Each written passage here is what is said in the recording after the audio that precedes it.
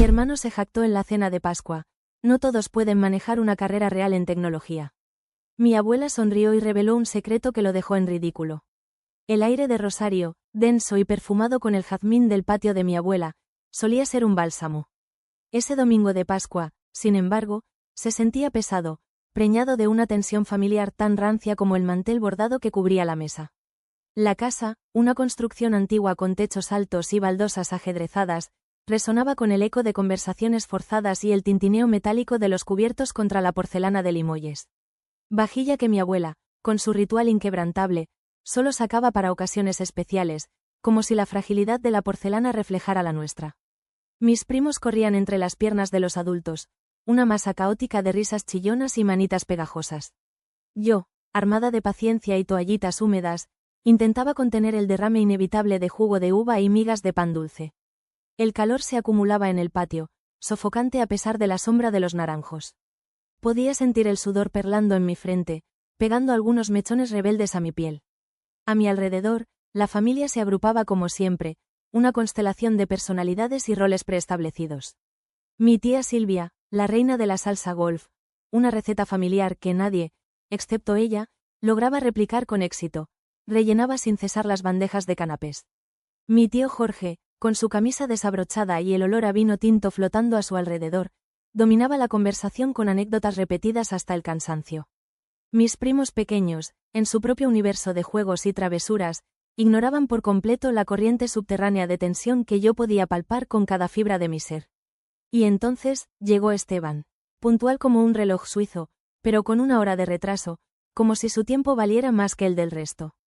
La puerta se abrió y su figura, enfundada en una camisa blanca impecablemente planchada y un pantalón de lino color arena, se recortó contra la luz del atardecer. El perfume que usaba, una mezcla penetrante de cítricos y madera, inundó el patio. Un suspiro colectivo, una mezcla de admiración y resignación, recorrió la mesa. Perdón la demora, dijo con una sonrisa que no alcanzaba sus ojos, depositando un beso superficial en la mejilla de mi abuela. Una reunión de último momento. Ya saben cómo es esto. Sí, sabíamos cómo era, esto. Sabíamos de sus reuniones importantes, de sus proyectos innovadores, de su vida agitada y fascinante en el mundo de la tecnología. Un mundo que, para el resto de nosotros, mortales comunes, era tan lejano e incomprensible como la superficie de Marte. Se sentó a la cabecera, el lugar que le correspondía por derecho propio, junto a mi padre, quien lo miraba con una mezcla de orgullo y envidia mal disimulada. Mientras Esteban relataba, con lujo de detalles, las bondades de su último proyecto, algo relacionado con inteligencia artificial y criptomonedas que nadie entendía del todo, yo seguía batallando con las manchas de jugo de uva y las migas de pan dulce. Sentí un nudo en la garganta, una mezcla de frustración e impotencia. Era profesora de arte para niños, un trabajo que amaba con todo mi corazón, pero que en la escala de valores familiar, ocupaba un lugar muy por debajo del exitoso Esteban. ¿Y tú, María?, me preguntó mi abuela, su voz cálida un bálsamo en medio de la fanfarronería de Esteban. ¿Cómo van tus pequeños artistas? Le conté sobre la última exposición que habíamos hecho en el colegio, sobre la creatividad desbordante de los niños, sobre la magia de ver cómo transformaban sus emociones en colores y formas. Mi abuela me escuchaba con atención, sus ojos azules brillando con genuino interés. ¿Ves, papá?, interrumpió Esteban, con esa sonrisita condescendiente que tanto me irritaba. Es adorable, pero no es una carrera *real*. Hizo un gesto vago con la mano, como si mi trabajo fuera una manualidad infantil y no una profesión que requería dedicación, pasión y un profundo conocimiento del desarrollo infantil. El silencio que siguió a su comentario fue denso, incómodo. Algunos rieron nerviosamente, otros desviaron la mirada. Mi padre, en lugar de defenderme, carraspeó y cambió de tema. Sentí una oleada de calor subirme por el cuello, tiñendo mis mejillas de un rojo furioso. Las palabras de Esteban, afiladas como cuchillos, se clavaron en mi autoestima. Apreté los puños debajo de la mesa, conteniendo el impulso de lanzarle un plato de ensalada a la cara.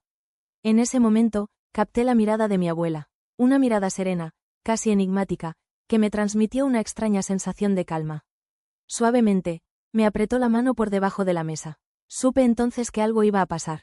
Algo grande. El aire denso y perfumado con el jazmín del patio de mi abuela, usualmente un bálsamo, se sentía opresivo. Ese domingo de Pascua, la tensión familiar era palpable, tan espesa como la salsa golf de mi tía Silvia, que, como siempre, se amontonaba en pequeñas tostadas, ignorada por todos excepto por mi tío Jorge, quien las devoraba con la misma avidez que sus anécdotas repetidas. La casa, con sus techos altos y baldosas ajedrezadas, resonaba con el tintineo nervioso de los cubiertos contra la porcelana de Limoyes. Una vajilla que mi abuela, con su ritual inquebrantable, solo sacaba para ocasiones especiales, como si la fragilidad de la porcelana reflejara la nuestra. El calor se acumulaba en el patio, sofocante a pesar de la sombra de los naranjos, y podía sentir el sudor perlando en mi frente, pegando algunos mechones rebeldes a mi piel. La llegada de Esteban no hizo más que intensificar la atmósfera cargada. No era la primera vez que su arrogancia se cernía sobre la mesa como una nube tóxica. Desde pequeños, una rivalidad sorda, alimentada por las constantes comparaciones de nuestros padres, se había enquistado entre nosotros. Él, el genio de las computadoras, el niño prodigio que, según mi padre, aprendió a programar antes que a atarse los cordones. Yo, la artista sensible, la soñadora con la cabeza en las nubes, cuyas creaciones eran consideradas bonitas, pero no productivas. Recordé la vez que, con 15 años, gané el primer premio en un concurso de pintura a nivel provincial. La alegría del reconocimiento se desvaneció rápidamente cuando Esteban, con 17 y la mirada fija en la pantalla de su computadora, soltó un despectivo: ¿un dibujito? Yo estoy creando un algoritmo que podría revolucionar la industria del gaming. Eso sí es importante. Aún podía sentir el ardor en mis mejillas, la humillación quemándome la garganta. Mis padres, obnubilados por el brillo de la revolución tecnológica, asintieron con aprobación, relegando mi premio a una simple actividad extracurricular. Con los años, la dinámica se repitió como un disco rayado. Esteban, escalando posiciones en una empresa tecnológica internacional, se convertía en el niño de oro de la familia. Sus viajes al extranjero, relatados con minucioso detalle y acompañados de fotos en Instagram con filtros que suavizaban las arrugas de su frente, sus bonos exorbitantes, sus gadgets de última generación, eran tema de conversación obligado en cada reunión. Yo, mientras tanto, seguía enseñando arte a niños, un trabajo que me llenaba el alma, pero que para ellos no era más que un hobby. Es tan inteligente, tu hermano, me decía mi tía Silvia, sirviéndome una porción extra grande de salsa golf con una mirada cargada de una mezcla de lástima y reproche, tiene un futuro brillante. Tú deberías pensar en algo más estable. ¿Has considerado un curso de administración? Nunca se sabe. Sus palabras, aunque dichas con un tono maternal, me dolían como pequeños pinchazos. Mi padre, aunque intentaba ser más sutil, no podía ocultar su favoritismo. ¿Cómo va ese proyecto de la app, hijo? Le preguntaba con entusiasmo en cada cena familiar, sus ojos brillando con orgullo. La conversación se extendía durante minutos, llena de tecnicismos que nadie entendía, pero que todos admirábamos con fingido interés. A mí, en cambio, me dedicaba un escueto: ¿sigues pintando con los niños?, seguido de un rápido cambio de tema, como si mi trabajo fuera un juego infantil y no una profesión que requería dedicación, pasión y un profundo conocimiento del desarrollo infantil. Papá, le respondí una vez, cansada de su indiferencia, no solo pinto con los niños. Les enseño sobre historia del arte, sobre diferentes técnicas, sobre cómo expresar sus emociones a través del arte. Es un trabajo complejo y gratificante. Él, sin embargo, asintió distraídamente, su mirada ya fija en Esteban, quien en ese momento relataba con entusiasmo las bondades del último modelo de smartwatch. Cada vez que Esteban presumía de sus logros, cada vez que me miraba con esa superioridad que tanto me irritaba, sentía una opresión en el pecho, una mezcla de rabia e impotencia. Me repetía a mí misma que mi trabajo era valioso, que no necesitaba la aprobación de nadie, pero las palabras de Esteban, como dardos envenenados, se clavaban en mi autoestima, dejando una herida que tardaba días en cicatrizar.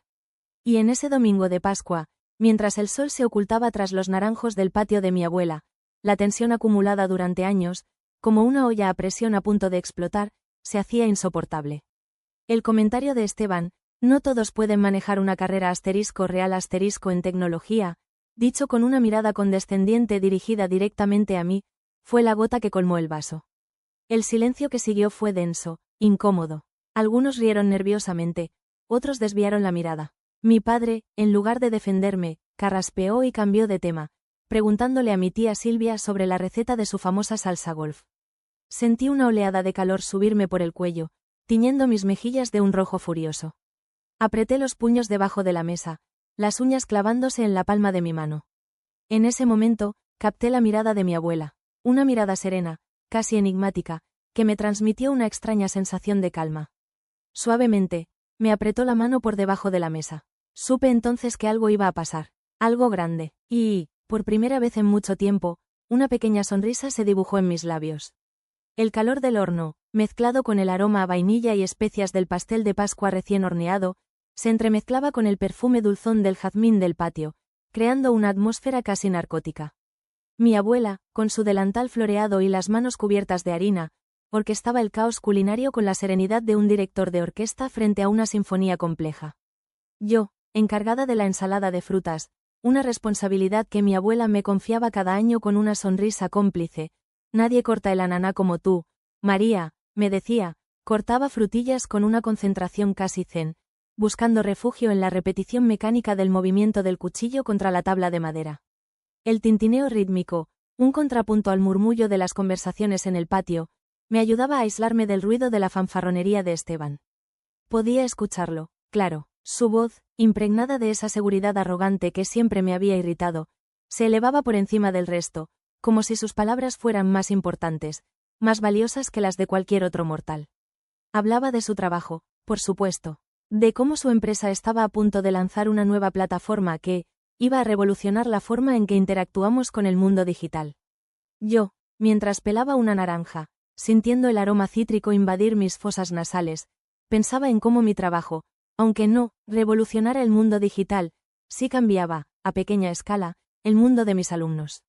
Pensaba en sus caritas iluminadas cuando descubrían la magia de mezclar el azul y el amarillo para obtener el verde, en la emoción con la que me mostraban sus dibujos, llenos de trazos torpes pero cargados de significado, en la confianza que depositaban en mí para guiarlos en su exploración artística. Eso, para mí, era suficiente. Mucho más que suficiente. Volví al patio con la ensalada de frutas, el peso del bol de cristal frío contra mis manos, justo a tiempo para escuchar la frase que detonó todo. Esteban, con esa sonrisa petulante que tanto me irritaba, recostado en su silla como un emperador romano en su trono, dijo: no todos pueden manejar una carrera *real* en tecnología. Requiere un cierto nivel intelectual, una capacidad de abstracción que, digamos, no todos poseen. Y me miró, directamente a los ojos, con una condescendencia que me heló la sangre. El tintineo de un tenedor cayendo al suelo resonó en el silencio que siguió a sus palabras. El aire se espesó, cargado de una tensión palpable. Podía sentir las miradas de todos clavándose en mí, como alfileres. Mi tía Silvia, con la boca entreabierta en un gesto de sorpresa, dejó caer una tostada untada generosamente con salsa golf sobre el mantel bordado, manchando el blanco inmaculado con una mancha anaranjada. Mi tío Jorge, por una vez, se quedó sin palabras, su rostro normalmente jovial contraído en una mueca de incomodidad. Mis primos pequeños, ajenos a la tensión que se cortaba con un cuchillo, seguían correteando entre las piernas de los adultos, sus risas chillonas un contrapunto discordante al silencio opresivo. Mi padre, rojo como un tomate maduro, carraspeó y, Evit. Ando mi mirada, dijo con voz trémula. Bueno, Esteban, no todos tienen tus habilidades, o tus intereses. María es muy feliz con su trabajo. Su voz sonaba débil, insegura, como si se disculpara por mi existencia. Sentí una punzada de decepción tan aguda que me dolió físicamente. Ni siquiera en ese momento, frente a la humillación pública, era capaz de defenderme. La humillación me quemaba la garganta, un nudo apretado que me impedía respirar. Sentí las lágrimas acumulándose en mis ojos, amenazando con desbordarse y traicionar mi vulnerabilidad. Apreté los puños debajo de la mesa, las uñas clavándose en la palma de mis manos hasta sentir el dolor punzante.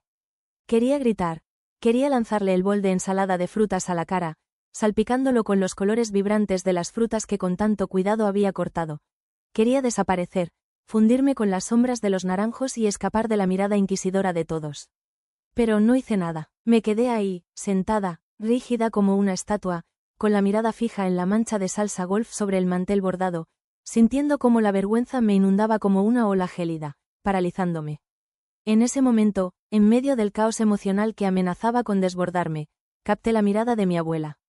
No era una mirada de lástima, ni de reproche, era una mirada serena, casi enigmática, una mirada que conocía mis secretos, mis miedos, mis anhelos. Una mirada que, en medio de la tormenta, me transmitió una extraña sensación de calma. Suavemente, casi imperceptiblemente, me apretó la mano por debajo de la mesa, un gesto pequeño pero cargado de significado. Y supe, con una certeza absoluta, que algo iba a pasar. Algo grande. Y, por primera vez desde que Esteban había pronunciado esas palabras hirientes, un pequeño destello de esperanza se encendió en mi interior. La mano de mi abuela, una red de venas azules bajo una piel translúcida y fina como papel de arroz, se cerró sobre la mía con una firmeza inesperada. Su tacto, áspero y cálido a la vez, era un ancla en medio del torbellino de emociones que amenazaba con arrastrarme. La furia, un volcán incandescente en mis entrañas, me quemaba la garganta, haciéndome sentir un sabor metálico en la boca. Podía sentir el pulso latiéndome con fuerza en las sienes, un tamborileo insistente que se mezclaba con el zumbido agudo en mis oídos.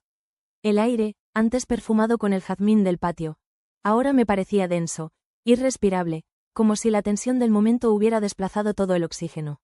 Visualicé, con una claridad aterradora, la escena. El bol de ensalada de frutas, una explosión de colores vibrantes, volando por los aires en cámara lenta, impactando contra la camisa inmaculada de Esteban, salpicándolo con los jugos azucarados de las frutillas, el kiwi, la naranja. Imaginé su grito de sorpresa, la mueca de indignación que deformaría sus facciones perfectas, las miradas atónitas de todos los presentes, y, por último, la satisfacción perversa, casi primitiva, de verlo humillado, cubierto de la evidencia tangible de mi furia contenida. La imagen, tan vívida, tan real, me hizo temblar. Abrí la boca, dispuesta a soltar el torrente de palabras hirientes que se agolpaban en mi garganta, un torrente cargado de años de resentimiento, de frustración, de cansancio. Tú, que nunca has hecho nada por ti mismo. Comencé a decir, con la voz ronca por la emoción contenida, pero las palabras se quedaron atrapadas en mi garganta. Algo en la mirada de mi abuela, una chispa de sabiduría ancestral que brillaba en la profundidad de sus ojos azules, me detuvo en seco. No era una mirada de reproche, ni de lástima. Era una mirada serena, penetrante, una mirada que trascendía la situación inmediata, una mirada que parecía abarcar toda la historia familiar, con sus luces y sus sombras, sus secretos cuidadosamente guardados, sus mentiras piadosas y sus verdades a medias. Una mirada que me decía, sin necesidad de palabras, que la venganza impulsiva, aunque momentáneamente satisfactoria, no era el camino. Que el fuego de la ira, aunque justificado, solo dejaría cenizas a su paso. Tragando saliva, con un esfuerzo que me tensó todos los músculos del cuello, contuve el impulso de responderle a Esteban. Cerré los ojos por un instante, buscando refugio en la oscuridad, aspirando profundamente el aroma a jazmín y a tierra húmeda que aún persistía en el aire, intentando aferrarme a esa familiaridad, a esa sensación de hoga. En medio del caos emocional que me embargaba. Cuando volví a abrir los ojos, la mirada de mi abuela se había suavizado, transformándose en una sonrisa casi imperceptible, una sonrisa que no llegaba a sus labios, pero que iluminaba sus ojos con una intensidad sorprendente.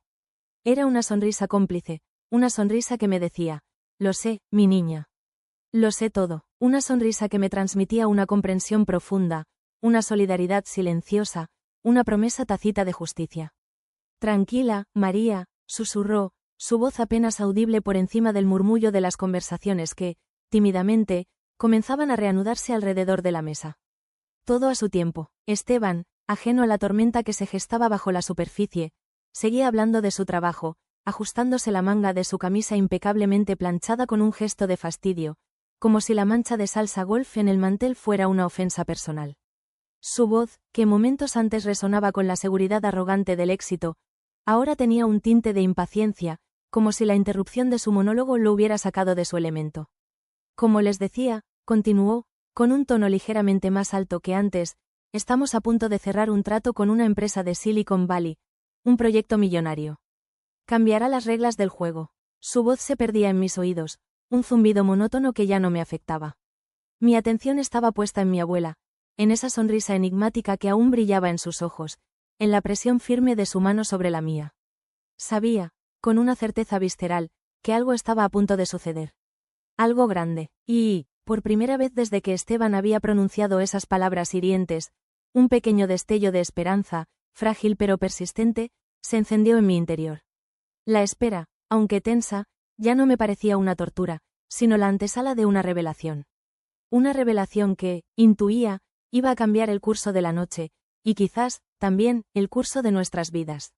El silencio, antes denso e incómodo, ahora se cargaba de una expectativa palpable, electrizante.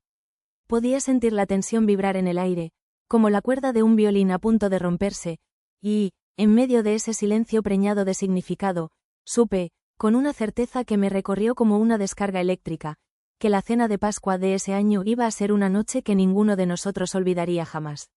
La mano de mi abuela, arrugada y cálida, seguía aferrada a la mía, un faro en la oscuridad, una promesa silenciosa de que, al final, la verdad saldría a la luz. El intento de mi padre por desviar la atención fue tan torpe como un elefante en una cristalería. Con la cara aún encendida por la vergüenza ajena, se dirigió a mi tía Silvia, cuya mano temblaba ligeramente mientras intentaba, sin éxito, disimular la mancha de salsa golf en el mantel bordado. Silvia, le dijo con una voz que sonaba extrañamente aguda, casi un chillido, ¿nos cuentas cómo preparas esa salsa golf tan deliciosa? Es un secreto familiar, ¿verdad? Su risa nerviosa resonó hueca en el silencio tenso que se había apoderado del patio. Mi tía, todavía pálida por el incidente del mantel y con los ojos fijos en la mancha anaranjada como si fuera una premonición, asintió con una sonrisa forzada. Claro, bueno, lleva mayonesa, ketchup, un toque de mostaza, y... El secreto está en la pizca de pimentón ahumado, comenzó a explicar, su voz monótona y sin entusiasmo, recitando la receta como un autómata, como si las palabras fueran un escudo contra la incomodidad que se podía palpar en el aire. Nadie la escuchaba, por supuesto. La tensión era tan densa que se podía cortar con el cuchillo de untar que temblaba entre sus dedos. Mis primos, finalmente conscientes de que algo andaba mal, habían dejado de corretear y se agrupaban alrededor de mi abuela, buscando refugio en su regazo. Ella, con una serenidad que rayaba en lo sobrenatural, los abrazaba y les susurraba palabras tranquilizadoras, acariciando sus cabellos con una ternura infinita, mientras su mirada, fija en Esteban, brillaba con una intensidad que me hacía estremecer. Podía sentir la anticipación vibrar en el aire, una corriente eléctrica invisible que nos conectaba a todos, convirtiendo la cena familiar en un escenario a punto de presenciar un drama inminente. El canto de las cigarras en los árboles del patio, antes un sonido de fondo relajante, ahora parecía un coro griego presagiando una tragedia. Esteban, ajeno a la bomba, vea que estaba a punto de estallar, seguía hablando de su exitosa carrera, completamente absorto en su monólogo. Hablaba de algoritmos, de blockchain, de inteligencia artificial, de conceptos que para el resto de nosotros eran tan incomprensibles como jeroglíficos egipcios. Su voz, que antes resonaba con la seguridad arrogante del éxito, ahora tenía un tinte de nerviosismo, un ligero temblor que delataba su creciente incomodidad. Se ajustaba la corbata con un gesto repetitivo, jugueteaba con el reloj de última generación que adornaba su muñeca como un trofeo, se pasaba la mano por el pelo perfectamente peinado, pequeños tics nerviosos que contrastaban con su habitual aura de control. Yo lo observaba en silencio, con una mezcla de fascinación y repugnancia, sintiendo una extraña satisfacción al ver las primeras grietas en su fachada de perfección. ¿Cómo podía ser tan ciego? ¿Cómo no se daba cuenta de que estaba a punto de ser desenmascarado, de que su castillo de naipes, construido sobre una base de mentiras y medias verdades, estaba a punto de derrumbarse? De repente, en medio de una de sus frases grandilocuentes sobre el futuro de la tecnología y la inminente adquisición de una startup por parte de su empresa, una ganga, se los aseguro, una verdadera ganga, dijo con un guiño cómplice a mi padre, quien asintió con entusiasmo, como si entendiera de lo que estaba hablando. Mi abuela carraspeó. El sonido, suave pero firme, fue como un disparo al aire, un trueno lejano que anunció la llegada de la tormenta.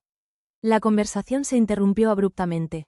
Los cubiertos se quedaron suspendidos en el aire, las bocas entreabiertas, las miradas, como imanes atraídos por un mismo polo, se volvieron hacia ella. El silencio que siguió fue absoluto, roto solo por el zumbido insistente de las cigarras en los árboles del patio y el latido acelerado de mi propio corazón. Mi abuela, con una calma que contrastaba dramáticamente con la tensión palpable en el ambiente, se levantó de su silla. Su figura, pequeña y frágil, parecía crecer, imponerse, en medio del silencio expectante. Con una mano se apoyó en la mesa, sus dedos, delgados y nudosos, trazando pequeños círculos sobre el mantel manchado de salsa golf, como si estuviera buscando las palabras adecuadas para el discurso que estaba a punto de pronunciar. Tomó un sorbo de agua, el tintineo del cristal contra sus dientes resonando en el silencio como el repique de una campana, y dejó el vaso sobre la mesa con un tintineo delicado.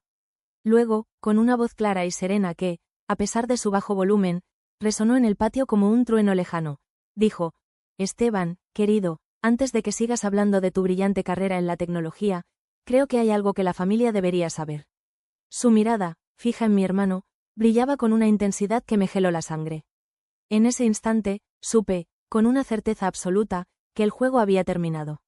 La voz de mi abuela, a pesar de su edad, resonó con una claridad cristalina en el silencio tenso del patio. Esteban, cariño, dijo, con una dulzura que, conociéndola, sabía que ocultaba una tormenta en ciernes.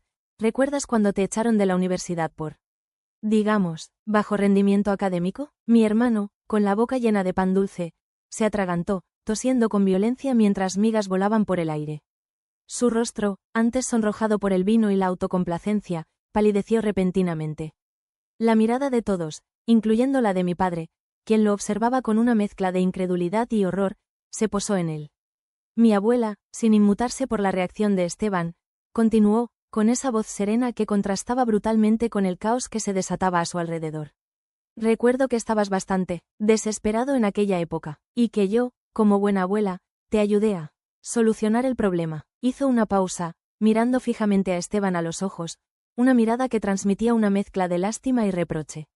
De hecho, continuó, creo que todavía conservo los correos electrónicos que me enviaste, pidiéndome dinero para, digamos, facilitar tu readmisión. La tensión en el aire era palpable, tan espesa que se podía cortar con un cuchillo. Podía oír el zumbido de las cigarras en los árboles, el murmullo del viento entre las hojas, el latido acelerado de mi propio corazón, sonidos amplificados por el silencio expectante que se había apoderado del patio. Esteban, pálido como un muerto, balbuceaba algo ininteligible, negando con la cabeza mientras sus ojos, desorbitados por el pánico, se movían de un lado a otro, como buscando una vía de escape. En ese momento, impulsada por una fuerza que no supe de dónde provenía, intervine. Abuela, dije, con una voz que me sorprendió por su firmeza, creo que yo también tengo algunos de esos correos electrónicos guardados. Saqué mi teléfono del bolsillo, busqué en mi carpeta de archivos y, con las manos temblando ligeramente, mostré la pantalla a todos los presentes. Allí estaban, en blanco y negro, las palabras de Esteban, pidiendo dinero, suplicando ayuda, admitiendo su fracaso. El silencio que siguió fue sepulcral. Esteban se quedó mudo, su rostro una máscara de incredulidad y vergüenza. Mi padre, con la boca abierta y los ojos fijos en la pantalla de mi teléfono, parecía incapaz de articular palabra. Mi tía Silvia, con la mano en la boca, miraba a Esteban con una mezcla de lástima y decepción. Mis primos, confundidos por el drama que se desarrollaba ante sus ojos, se aferraban a mi abuela, buscando consuelo en su abrazo. Sentí una punzada de satisfacción al ver a Esteban humillado, despojado de su máscara de éxito, expuesto ante todos como el fraude que era. Pero la satisfacción fue efímera, reemplazada rápidamente por una ola de tristeza, una sensación de vacío en el estómago. ¿Era esto lo que quería? Ver a mi hermano destruido, a mi familia dividida, la armonía de la cena de Pascua hecha añicos. ¿Había hecho lo correcto? ¿Debí haber hablado con él en privado, darle la oportunidad de explicar, de confesar? ¿O acaso su arrogancia, su constante menosprecio, su incapacidad para reconocer sus errores, justificaban mi reacción? La duda, una serpiente fría y viscosa, se enroscaba en mi estómago, generando una sensación de malestar que me impedía disfrutar plenamente de mi victoria. Miré a mi abuela, buscando una respuesta en sus ojos, pero su rostro, sereno e impasible, no me ofrecía ninguna pista. En ese momento, rodeada del silencio incómodo de mi familia, me pregunté si, al final, yo también había cometido un error. ¿Acaso, en mi afán de justicia, me había convertido en el monstruo que tanto criticaba? Un silencio denso, pesado, se instaló en el patio. Podía escuchar el zumbido de las cigarras, amplificado por la ausencia de cualquier otro sonido. El aire, antes cargado con el aroma a jazmín y a pastel de Pascua, ahora se sentía espeso, rancio, como si la tensión del momento hubiera absorbido todo el oxígeno. Nadie se atrevía a romper el silencio. Mi padre, con la mirada fija en algún punto indefinido del mantel, jugueteaba con el borde de su servilleta, sus dedos temblando ligeramente. Mi tía Silvia, pálida y con la boca entreabierta, parecía a punto de desmayarse. Mis primos, acurrucados en el regazo de mi abuela, la miraban con ojos enormes, confundidos y asustados. Esteban, con la cabeza gacha y los hombros hundidos, se parecía a un niño regañado. La arrogancia que habitualmente lo envolvía como una armadura se había evaporado por completo, dejando al descubierto una vulnerabilidad que nunca antes le había visto. Finalmente, después de lo que pareció una eternidad, Esteban se levantó de la mesa, sin decir una palabra. Su silla raspó contra el suelo, un sonido estridente que rompió el silencio opresivo, pero nadie se atrevió a mirarlo. Caminó lentamente hacia la puerta, su figura tambaleante, como si cargara un peso invisible sobre sus hombros. Antes de desaparecer en el interior de la casa, se detuvo por un instante, y, sin levantar la vista, murmuró un apenas audible, con permiso. Nadie respondió. La cena de Pascua, que había comenzado con la promesa de una celebración familiar, terminó abruptamente. Los platos quedaron a medio comer, las copas de vino a medio llenar, las conversaciones interrumpidas a mitad de una frase. La alegría, el calor familiar que usualmente inundaba la casa de mi abuela, se habían desvanecido, reemplazados por un frío glacial, una sensación de vacío que se extendía por cada rincón del patio. Desde ese día, Esteban dejó de presumir. Dejó de hablar de su exitosa carrera, de sus viajes al extranjero, de sus gadgets de última generación. Se volvió más reservado, más introspectivo. La arrogancia que antes lo caracterizaba desapareció, reemplazada por una timidez casi dolorosa. Y, aunque nunca hablamos directamente del incidente, supe, por la forma en que evitaba mi mirada, por la forma en que se encogía de hombros cuando mi padre le preguntaba por su trabajo, que la revelación de mi abuela lo había marcado profundamente. Nadie, desde ese día, volvió a menospreciar mi trabajo. Nadie volvió a cuestionar mi elección de carrera, mi pasión por el arte, mi dedicación a mis alumnos. Nuestra relación, sin embargo, nunca volvió a ser la misma. Una distancia fría, una barrera invisible, se interpuso entre nosotros. Ya no discutíamos, ya no reíamos juntos, ya no compartíamos esos momentos de complicidad que, a pesar de nuestras diferencias, siempre nos habían unido. A veces, cuando nos cruzamos en alguna reunión familiar, intercambiamos un saludo cortés, una sonrisa forzada, pero la conversación no va más allá de un «Hola, ¿cómo estás?». Sé que me culpa por lo que pasó, que me ve como la responsable de su humillación pública. Y, aunque una parte de mí se regocija con su caída, otra parte, la parte más profunda, siente una tristeza infinita por la fractura que se abrió en nuestra familia, una fractura que, me temo, nunca podrá ser reparada. Y aquí estoy ahora, semanas después de la fatídica cena de Pascua, frente a la pantalla de mi computadora, escribiendo esto, desahogándome con un grupo de extraños en Internet, buscando una respuesta, una validación, un poco de consuelo. ¿Hice lo correcto? ¿Fui yo la idiota al exponer a mi hermano de esa manera, frente a toda la familia? ¿Debí haber hablado con él en privado, darle la oportunidad de explicar, de pedir disculpas? ¿O acaso su arrogancia, su constante menosprecio, justificaban mi reacción? Ya no sé qué pensar. Necesito una opinión externa, una perspectiva diferente. Reddit, ¿fui yo la idiota? ¿Aeta?